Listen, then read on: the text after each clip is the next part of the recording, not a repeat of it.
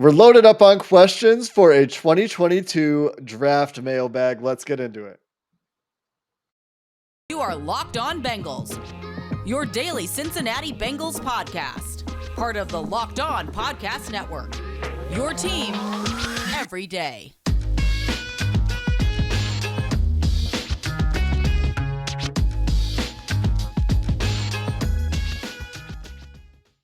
What up, Bengals fans, and welcome to another episode of the Locked On Bengals podcast. I'm your host, Jake Liscow. He's your host, James Rapien. Together, we're the Locked On Bengals podcast, part of the Locked On Podcast Network, your team every day, free and available everywhere you get your podcasts and on YouTube. Hit that subscribe button, hit that follow button so we're delivered to your eyes and ears first thing when we drop our episodes every day. And we're going into a very full week of content next week, James. We'll have our regularly scheduled programming plus an episode after each day of the draft. At least if they do something crazy, there might be even more content. What if they trade for Deebo Samuel? James, look at you. Look at you. Oh my God. Where's my hot take chain? Hey, question. T. Higgins for Deebo Samuel. Who says no? 3, Okay. 2, 1. Our first question in our mailbag today, James, comes from Bengal fan forever at Forever Bengal. He wants to know, James, will the Bengals draft for need, best player available, or what do you think? First 2 days, will they make any other moves or pickups after drafting? And also, I'm just going to read the last part of this question verbatim. Morgan Juice Stanley. I love it. I love it. Throw all the shade at Jake. And that's 2 different versions of shade. Stanley Morgan Jr., you always call him Morgan Stanley because I don't know why. You're thinking about investments and insurance or whatever the hell Morgan Stanley does. They can sponsor the show and I'll actually look it up. But I know what Stanley Morgan Jr. does. And I also know what Juice does. It hydrates us, but it is not sauce as in Ahmad Sauce Gardner. So I love the shade. So shout out to Bengal fan forever for that. Before we dive in, I actually answer this question. I am going to say we haven't gotten up to this point of recording any Deebo Samuel questions. So that's actually a good thing. I think that means that we have smart listeners. Now, with that said, let's dive in. I do think that I think they're going to draft best player available in both rounds. Okay. I don't think they're going to draft for need. And let me explain the logic.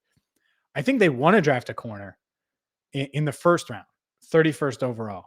There is also a scenario, and I'm not saying it's realistic, but I could see it where they enter that third round. The third round begins and they haven't taken a cornerback. And I would think that they would think that that's their biggest need, if there is, as far as like long-term view, short-term view, whatever it is. But I think there is a scenario where they don't take a cornerback with their first 2 picks. It might not be likely, but I think there's a chance. And so is it best player available or is it need?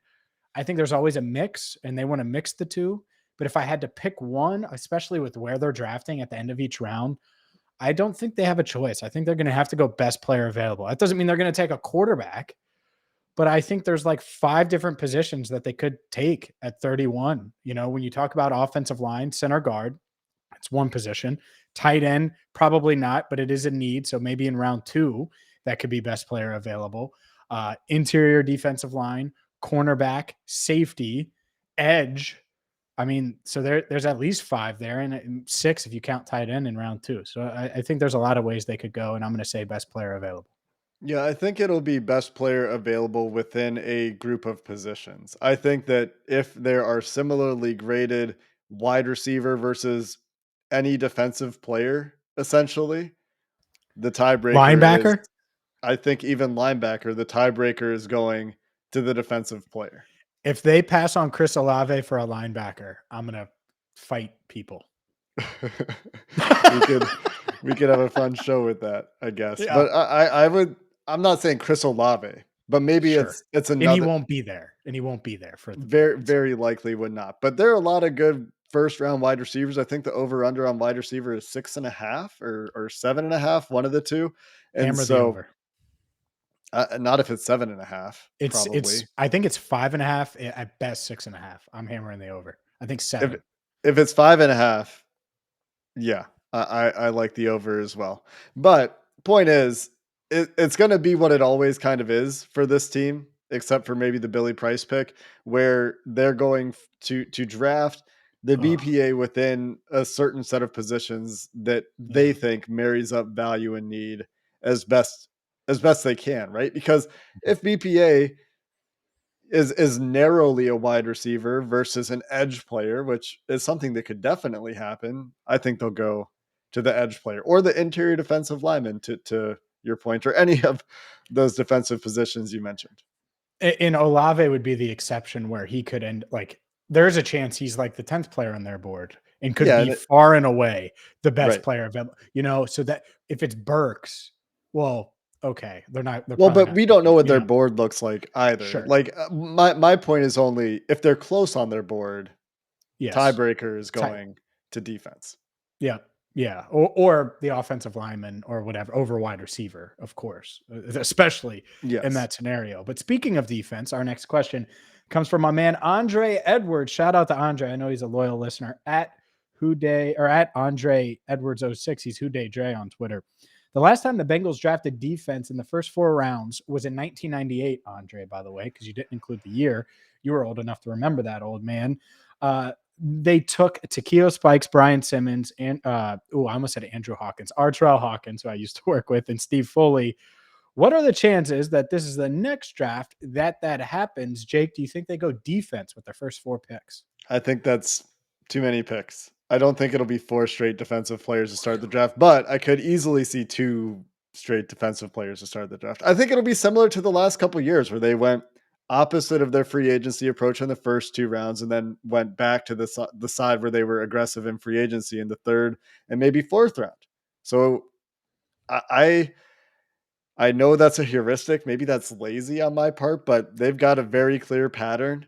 And I don't see any reason that that would break this year, especially with the way that things are kind of looking as far as value. Now, the other thing that could shake this up is that second round tight end you mentioned, and Mhm. or second round offensive lineman. If there's overwhelming value there based on their board, I could see them changing it up there a little bit if things don't line up. But could easily see 2 or 3, but more likely to me 2 defensive players to start the draft, and then a swing back to the offensive side of the ball. Do you think it needs to be overwhelming value offensive line wise in round 2? Because I think Yes, I don't. Overwhelming? I don't. Like, I don't want like to it go would to have to be extremes. a clear better player, like clearly higher on their board. Like if it's close, if it's a tie or something, I think again, tiebreaker goes to one of those defensive positions. When does the tie stop? Because at some point it has to stop. So when? Round I 3? think by the time you get to the 3rd round, you probably don't necessarily have those ties happening.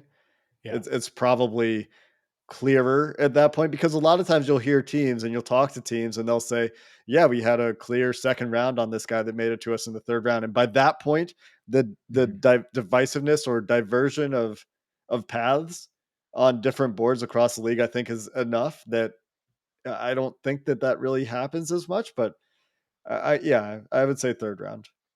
Yeah. It's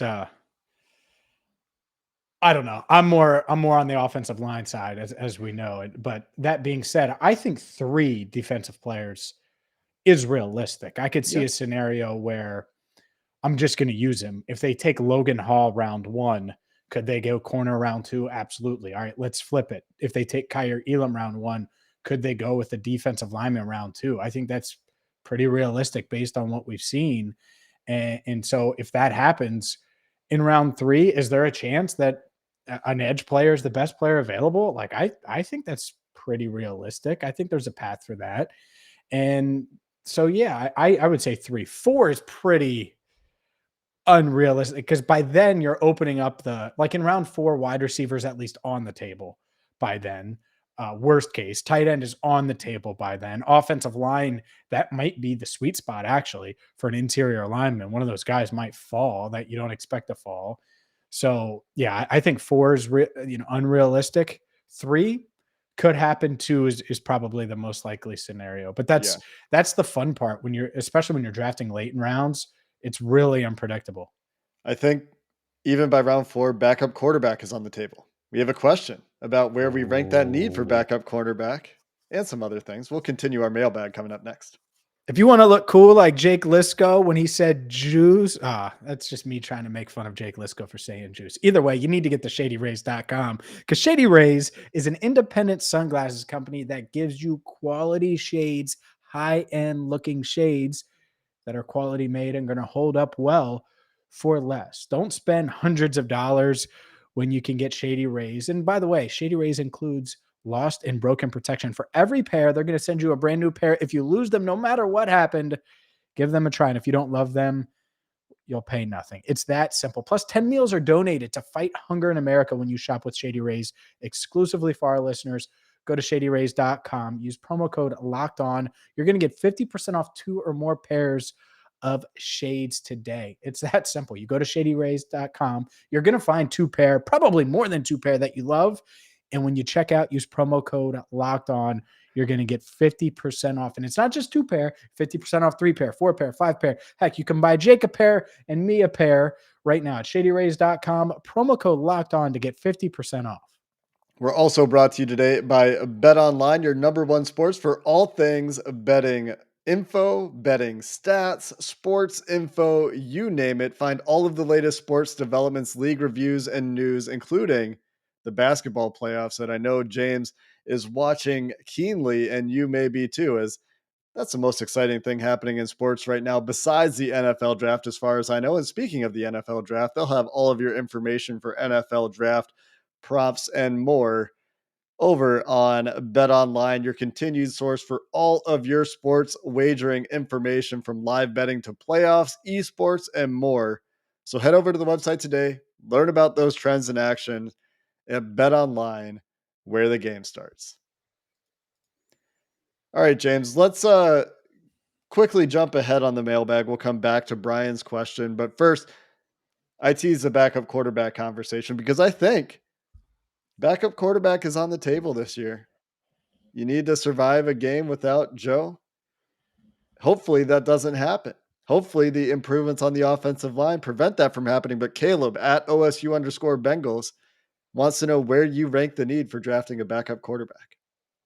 It's low. It's low. And let me start with this, because this is suddenly a thing.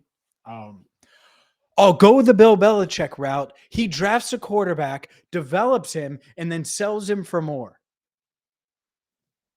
What quarterback did he do that with? Jimmy Garoppolo? Oh, he spent a second rounder on Jimmy G and got a second rounder on Jimmy G. The kid with the big arm out of Arkansas that came out the year, Ryan Mallett. Yeah. He did not get his ROI, his return on investment on that guy either. So this idea that the Bengals should draft a guy with the idea of shipping him elsewhere is kind of asinine. Now, the idea of drafting a backup quarterback or a developmental backup quarterback, I love that idea, especially if there's someone in a bad class that the Bengals are higher on than these other teams, that falls to them. And so I'm not going to say it's high on the priority list. I think tight end, wide receiver, everything, offensive line, of course, defense, we've talked about the priority there. All of these things rank ahead of it. Is it ahead of running back? Yeah, I would say so. I like the Bengals running backs, especially if they give Captain America Chris Evans some more run. So probably not running back for me. Punter, okay, quarterback's more important. So if you really like one of these quarterbacks and you think you can get them and develop them in round 5, well, okay, I'm fine with you doing that and not taking a punter, right? So, but really, it's sort of low. Like, I don't want them considering a quarterback at 63. I'm sorry, I just don't, unless they think he's like the number 1 player in the draft or something like that. And even then, the rest of the league doesn't feel that way. So what are you really going to get for him if you draft and develop him? So that's my two cents on it. I didn't know that there was a school of thought going around that they should draft a quarterback with the intent to trade him later. Oh, That's it's a thing. And it's okay. not just among Bengals fans. It's like, Oh, oh, like Bill Belichick's done this and it's smart. He Matt actually has Flynn, never. Matt Schaub. You got to draft a Matt, apparently. Right? It wasn't the Green Bay kid, Matt Flynn. Am I getting his first name right? Flynn. But they didn't trade him. He signed in free agency with the Seahawks. Like, that's. Oh, I thought they traded him. Okay. You know? So AJ I don't McCarron. believe they did. Bengals never pulled the trigger. Well, the Browns never pulled the trigger. I would agree with you, James. I think it's low on the priority list, but I think that they might draft a quarterback. I'm not ruling it out entirely. Where last year I don't think they were in a position to do so. This year I think they're in a position where the roster is a little bit more complete. And if they wanted to try to improve their backup quarterback position, I could see them doing it. That's all I'm saying. In the second round, no, that's crazy talk. Unless Desmond Ritter is still there, in the second round somehow, I'm Are you not taking looking him? at a Are you taking him? I mean, I think have to consider Desmond Ritter at 63. Yeah, I would agree with that. He won't I be mean, there, but I would agree with no, that. no, like this is an outrageous scenario, but if he is there, that's a probably great backup quarterback who is really polished in terms of a lot of the things he does. Not as accurate as some of the other quarterbacks in the class, but he's a quarterback's quarterback, right? In the way that he's been described by many former quarterback evaluators. And so I don't think that it's happening before day 3. I don't think it's necessarily happening at all, but I could see it happening. You're right, James. There are a Like lot of things that come higher on the priority list. you go on with Carson Strong, round 5, EJ Perry, round 7. I mean, Zappy, yeah, whatever his first name is, is it Bailey? Is that how Bailey. you say his last name? I don't even know. Like Dane Brugler, I'm looking at his draft guy. He has 11 draftable quarterbacks. Like that's wild. That's low to me. Like, and maybe it's Not not. But, seen as a strong quarterback whew. class. No, and I think the top. I actually think like Ritter and Willis, they're going to end up being pretty damn good. Maybe I'm wrong on that, but that doesn't mean There's a they're. chance. Yeah, There's a I chance think for those Willis. guys. I think there's. And all right, this is a take, but this is fun with the mailbag. I think number 14 Baltimore Ravens. If they're not paying Lamar Jackson, they need to have a conversation about Malik Willis. But that's just me. I'm going to be interested to see what quarterback the Pittsburgh Steelers draft. Desmond Ritter. Nope, That's what's don't gonna. like that. Mm-mm. I hate it, but that's what's gonna happen. And No, for a they'll pick him, somebody else who's bad. Kenny Pickett, Ritter will Some- work in Pittsburgh if he goes there. I think he'll be He pretty good there. probably would. Yeah. Anyways, they've had a good track record of drafting quarterbacks from Ohio. Um, at least one guy. So who knows? Brian at B Artbo, and he's a loyal listener. Brian is, shout out to him. What would be the move or moves that the Bengals can make that would make you, one, most excited, two, question what the hell they're doing? Earlier, I said that I think a tiebreaker between wide receiver and linebacker would go to linebacker, but I think heavily investing in linebacker in this year's class early, unless it's like, I don't know, somebody falls after they trade back or something. But if they trade back, they already know who they're picking. I think typically the way they operate. So linebacker would kind of make me question it. A second round running back. Oh, They like to use second round picks on running backs. come on. Wouldn't like that very much. That would be wild. What the hell are they Yeah. doing? A second round running back. I think that would do it. What would make me most excited is Zion Johnson somehow getting to 31 and the Ooh. Bengals drafting Zion Johnson instead of one of those defensive players that I think they would take. Yeah. But Zion Johnson is a guy that they might have a high enough grade on that fits what they look for in offensive linemen, would not be an undraftable guy based on their thresholds, the way Yeah. Kenyon Green might be based on his shuttle, or the way Tyler Linderbaum might be because of his size. I'm not saying those guys are off their board, but they might be in the first round. And so Zion Johnson would be a guy that would be pretty exciting at 31. And there are a lot of interior linemen, I should have meant to say that, like in the mid rounds, round 3, round 4, that would also be pretty exciting. But those feel like the distant future right now. James, what about you? Well, the other thing that you would make you question what the hell they're doing is if they draft Matt Araiza in the 4th round, that would Third make round, you. fourth round, yeah. Oh, that would be. Oh man, I would just put a live cam on Jake and watch him go off. Might be Um, live. Might be live anyway. Might not need to go out of your Most way. excited. Trade their 2 7s for Deebo Sam. Oh wait, what we're talking about realistic. Okay. Realistically, what would get me the most excited is if like Jamison Williams or Chris Olave fell to 31 and they actually had the guts to pull the trigger. because I would just be like, oh my God, like I would just be mind blown. I'd be as surprised as anything. I wouldn't think, what the hell are they doing? Even though I think a lot of people would. It would be like, all right, you stuck with BPA, and he's clearly the BPA if you took him. Realistically, though, what would make me the most excited is Tyler Linderbaum. And because I think Zion Johnson would make me excited too, but keep investing in this offensive line. It is not complete. The transformation is not fixed. And I hate that it feels like it isn't. And part of transforming this line and making a consistently good line is adding young talent. What would make me the most, what the hell are they doing? Oh, well, I'll tell you that on the other side. But first, a word from Built Bar, because what the hell are you doing if you haven't gotten on the Built Bar plan yet? Look, you've been watching or listening to Locked On Bengals for a while now. And if you're new, welcome. What the hell are you doing not listening and watching to us before now? Just kidding. But the Built Bar plan, the number one protein bar on the planet. I have a Built Bar each and every day. And whether you're looking for a post-workout protein punch or you just want a healthy snack midday, Built Bar is the snack for you. They're high in protein, low in sugar, low in calories, covered in 100% real chocolate. This isn't the fake stuff. So get to built.com right now. Use promo code LOCK15 and you're going to get 15% off your order. Again, use promo code LOCK15 for 15% off at built.com. What would make me the most mad, Jake, as I teased that after I realized how late we were for our second break of the show? Not much early, right? Like not a ton. Like if they take a cornerback, I'm not going to be mad. If they take a pass rusher, I'm not going to be mad about it. What the hell are they doing? I'm trying to think of really what would get me. I guess the punter too early. Like if you're taking a punter 95th overall, that would be wild. But actually, I know what it is, because some of my best draft memories, I had to think about this, are or worse, depending on how you want to look at it, are when I was really championing certain prospects and I knew they were going to be really good and they pass on them. And the one that always comes to mind is Tyrann Mathieu in the second round. They draft Tyler Eifert, was never going to be there. Tyrann Mathieu's available in the second round. And I'm like, oh, they're going to take him. This is going to be a home run draft. And they take Margus Hunt, right? And so that would be it. Like, it's one thing to take Kaiir Elam over Tyler Linderbaum. Like, okay, I can see that. Or Zion Johnson over Tyler Linderbaum.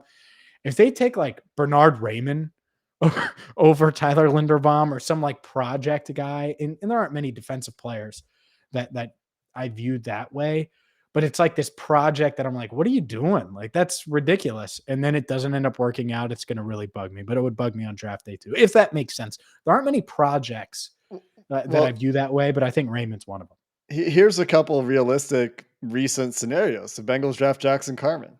The Bengals draft Drew Sample. Wow, I forgot Drew Sample's name for a second. There's a reason you forgot his name. I know I wasn't going to say it, but Juice Sample. Juice Sample, right? They drafted Juice Sample, and those were two picks. It's the opposite of Juice. The positions weren't crazy, right? Like drafting a tight end in the second round wasn't crazy. Drafting a guard in the second round wasn't crazy, but it's the full round reach, or more in some cases. But you could say that about Margus Hunt as well. Although Margus Hunt wasn't, like, some people did see him as a second round guy.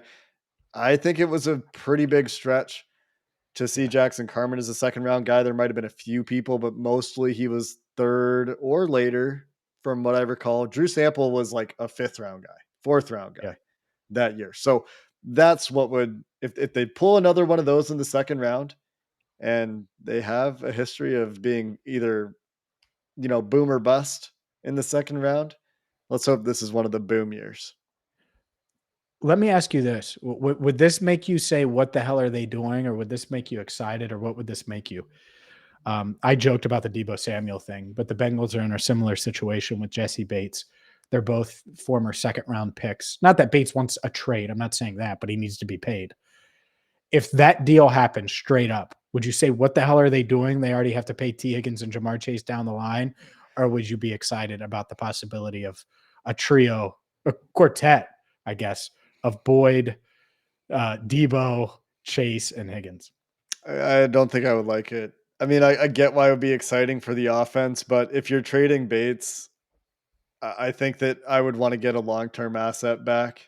And I don't know if Deebo would actually be a long-term asset, or if he is, then T isn't a long-term asset. And then if he is a long-term asset, can you pay Deebo, who wants top of market money, and Chase? And if you like, I know that's down the road, but Sure. I was does just this curious. coaching staff have the the correct idea of how to deploy Deebo Samuel and get the most out of him is another question, right? And I think they're creative, and I think they're a good offensive coaching staff, but Deebo Samuel's a pretty unique player, and the way that he was used in San Francisco was pretty unique too, which is why part of why they're at this point in San Francisco. And so it's not the return that I would be looking for Jesse Bates.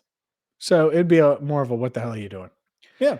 Yeah, And I that's would fair. say so. I mean, maybe it comes with a Tyler Boyd trade as well, right? Maybe those things go hand in hand and there's a multi-step deal happening there but yeah, that requires a lot of imagination. No, it does. And that's what's fun about the mailbag is sometimes at James Rapien Yeah. has a question. You should follow that guy. He's pretty good. Loyal listener. Let's do a few either ors to play your favorite game here, Love it. James. Is we've got a few of them in the mailbag. Greg Luther at Gregor09. If it came down to Kaiir Elam, Andrew Booth, Kyler Gordon, and Logan Hall, how would you rank them? Well, actually, let's do either or. Pick one and then rank them on your draft board. Of those four, give me Elam. I think he has the highest ceiling of all of them.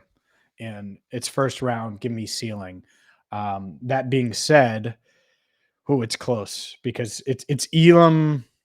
Gordon and Hall are neck and neck. I like Logan Hall, I think, more than like the rest of Bengals fans everywhere. I think he's, you just plug him in. He makes a lot of sense. You can address other stuff later. It's close. I would say Elam, Gordon, Hall, and then Booth. And some of that, has to do. We just don't know everything about Booth. Everyone you talk to loves what they see from Gordon. The 4.52 does it scare me a little bit, but not a ton. Like that's the thing. Can he play football or can he not? And I think he can. So I'll give him the edge there. And then Hall's third because the 6'6" stuff is a little concerning because I want him to play edge a little bit, Jake. I don't want him to not play edge at all. So yeah, that would be my ranking. That's Elam, interesting because I don't want Gordon, him to play Hall, edge. Booth. No, Sorry, say that again. no, but like part of the intrigue is his versatility, right? Like Is the idea versatility of him. between the tackles, in my opinion, because Sure, he can line up inside and like we discussed yesterday, like maybe he can play end in some run defense situations. sure. But that's the thing. Like he would vault. Like if I was confident he could play end more than that, then he would Yeah, probably surpass Gordon and maybe more, right? But then he also probably wouldn't be there at 31. So that's my ranking. What's yours? I think it's the same. You, Wow. yeah, Hall and Gordon are close. Did you say Elam Gordon Hall or Elam Hall Gordon? Elam, Gordon, Hall. Yeah, I think it's the same. Look at I us. don't think the Bengals are going to end up drafting Andrew Booth after discussing with Joe Goodberry today.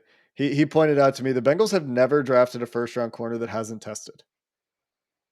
So Yeah. they brought him in for the That's top why they 30. met with him. He Yeah. might be a trade down guy for them. They brought him in to meet with him to see if they were comfortable, I think, and to do the medical evaluation. But the guy that fits their thresholds the best, like to a T, their average corner drafted, he's a little bit slower, is Kyler Gordon.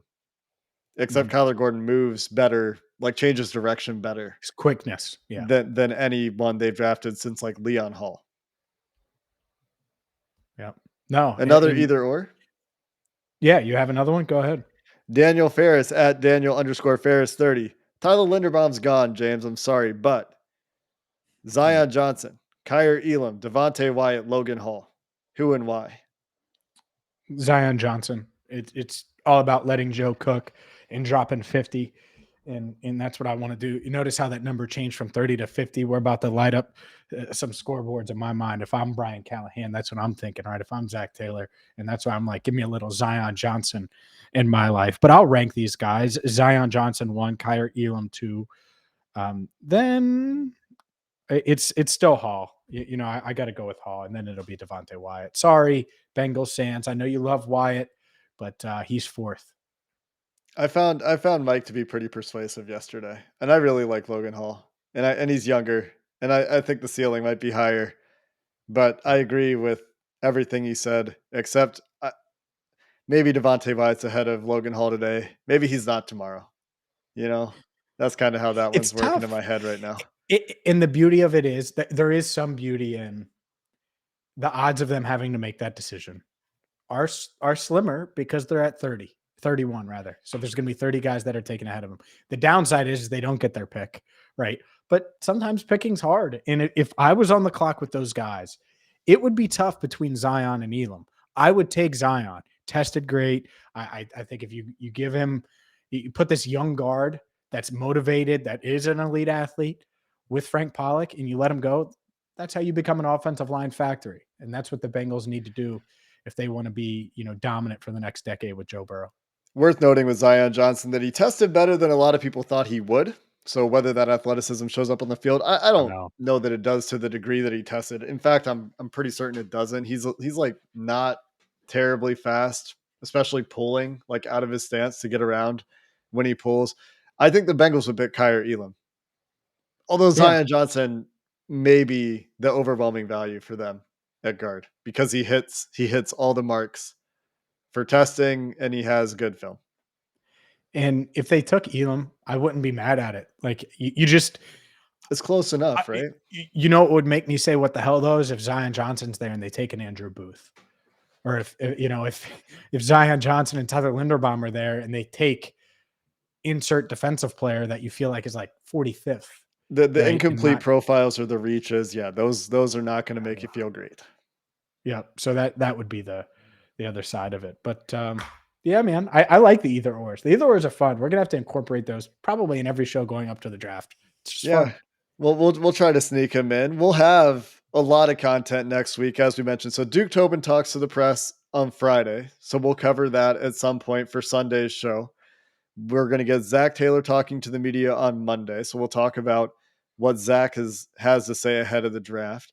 In addition to that, we'll have a What Will They Do mock from me, a mock from James, a mock from Joe Goodberry, and our last show before the draft will feature Joe Goodberry and Bengals Sands coming to you with 4-box action ahead of the draft. And then, of course, we'll have Juice. our...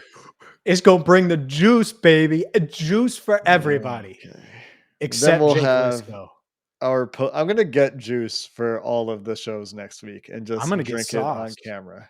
I'm gonna get sauce. I'm gonna eat a big ass plate of spaghetti and meatballs on camera. All right. That sounds awful. Until next time, Bengals fans, hoo day and have a good one.